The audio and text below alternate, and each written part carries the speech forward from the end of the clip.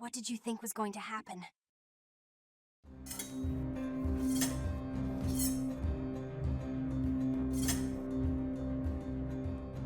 Chapter 10. I remained a while at the top of the stair, but with the effect presently of understanding that when my visitor had gone, he had gone. Then I returned to my room.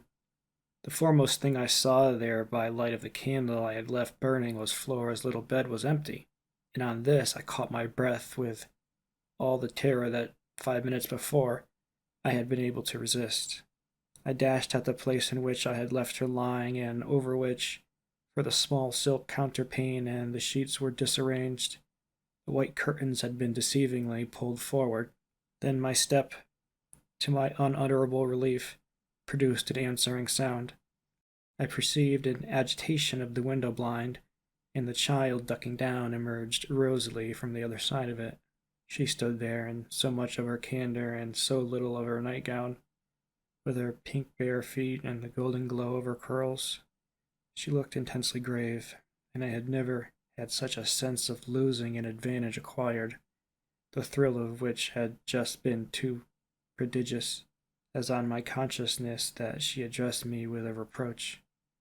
"You naughty, where have you been?" Instead of challenging her own irregularity, I found myself arraigned in explaining. She herself explained, for that matter, with the loveliest, eagerest simplicity. She had known suddenly, as she lay there, that I was out of the room, and had jumped up to see what had become of me. I had dropped, with the joy of her reappearance, back into my chair, feeling then and then only a little faint, and she had pattered straight over to me, thrown herself upon my knee, given herself to be held with the flame of the candle full in the wonderful little face that was still flushed with sleep. I remember closing my eyes an instant, yieldingly, consciously, as before the excess of something beautiful that shone out of the blue of her own. "You were looking for me out of the window?" I said. "You thought I might be walking in the grounds?" "Well, I thought someone was." She never blanched as she smiled out at me. Oh, how I looked at her now. "And did you see anyone?" "Ah, no," she returned, almost with a full privilege of childish inconsequence. Resentfully, though, with a long sweetness in her little drawl of the negative. At that moment, in the state of my nerves, I absolutely believed she lied, and if I once more closed my eyes, it was before the dazzle of the 3 or 4 possible ways in which I might take this up. One of these, for the moment, tempted me with such singular intensity that to withstand it I must have gripped the little girl with a spasm that wonderfully she submitted to without a cry or a sign of fright. Why not break out at her on the spot and have it all over? Give it to her straight in her lovely little lightened face? You know that you do and that you already quite suspect I believe it. Therefore, why not frankly confess it to me, so that we may at least live with it together and learn perhaps, in the strangeness of our fate, where we are and what it means." This solicitation dropped, alas, as it came. If I could immediately have succumbed to it, I might have spared myself. Well, you'll see what. Instead of succumbing, I sprang again to my feet, looked at her bed, and took a helpless middle way. "Why did you pull the curtain over the place to make me think you were still there?" Flora luminously considered, after which her little divine smile. "Because I don't like to frighten you. But if I had, by your idea, gone out—" She absolutely declined to be puzzled. She turned her eyes to the flame of the candle, as if the question were as irrelevant, or at any rate as impersonal, as Mrs. Marset or 9 times 9. "Oh, but she quite adequately answered, "that you might come back, you dear. And you have." And after a little, when she had gone into bed, I had for a long time, by almost sitting on her to hold her hand, to prove that I recognized the pertinence of my return. You may imagine the general complexion from that moment of my nights. I repeatedly sat up till I don't know when.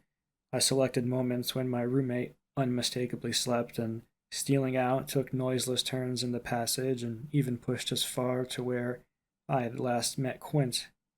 But I never met him there again, and I may as well say at once that on no other occasion saw him in the house. I just missed on the staircase, on the other hand, a different adventure.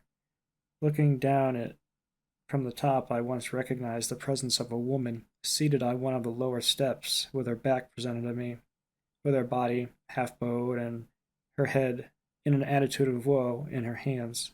I had been there in an instant, however, when she vanished without looking round at me. I knew none the less exactly what dreadful face she had to show, and I wondered whether, if instead of being above when I had seen below, I should have had, for going up, the same nerve I had lately shown Quint. Well, there continued to be plenty of chance for nerve. On the 11th night after my latest encounter with that gentleman, they were all numbered now. I had an alarm that perilously skirted it, and that indeed from the particular quality of its unexpectedness proved quite my sharpest shock.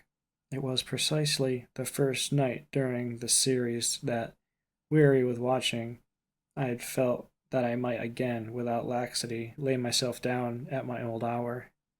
I slept immediately, and, as I afterward knew, till about 1 o'clock. When I woke, it was to sit straight up, as completely roused as if a hand had shook me. I had left the light burning, but it was now out, and I felt an instant certainty that Flora had extinguished it. This brought me to my feet and straight, in the darkness, to her bed, which I found she had left. A glance at the window enlightened me further, and the striking of a match completed the picture. The child had again got up, this time blowing out the taper, and had again, for some purpose of observation or response, squeezed in behind the blind, and was peering out into the night. That she now saw, as she had not, I had satisfied myself, the previous time, was proved to me by the fact that she was disturbed neither by re-illumination nor by the haste I made to get into slippers and into a wrap. Hidden, protected, absorbed, she evidently rested on the sill, the casement opened forward, and gave herself up.